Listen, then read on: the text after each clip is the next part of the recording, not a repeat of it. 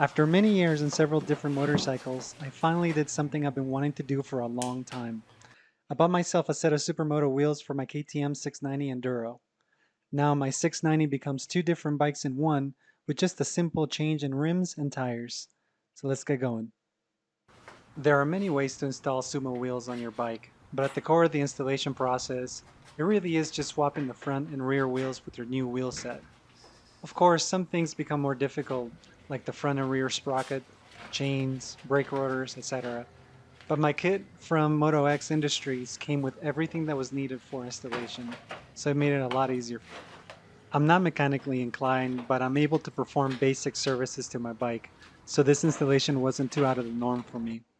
I simply made sure I had the correct torque info from my manual and generally took my time installing so I didn't make any mistakes.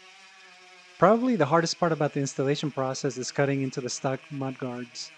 The 21-inch rims need a lot less space than the 17-inch rims, so you have to make a necessary cut to the mudguards in order for the tires not to rub on the guards. I used a handheld Dremel tool and it wasn't too difficult. Once the cuts were made, I installed the front tire and I gotta say, the 690 looks great with the 17-inch rims and street tires on it. On the rear of the bike, it was much of the same story. I took my time and aligned the chain and correctly torqued down all the bolts.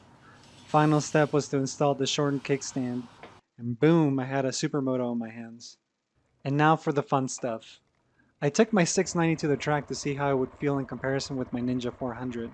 I gotta tell you, if you've never ridden a sumo on a short track like a go-kart track, then you're missing out. My 690 feels like a monster in comparison to the Ninja 400. It packs a punch exiting the corners, it feels nimble and light, and the acceleration feels excellent.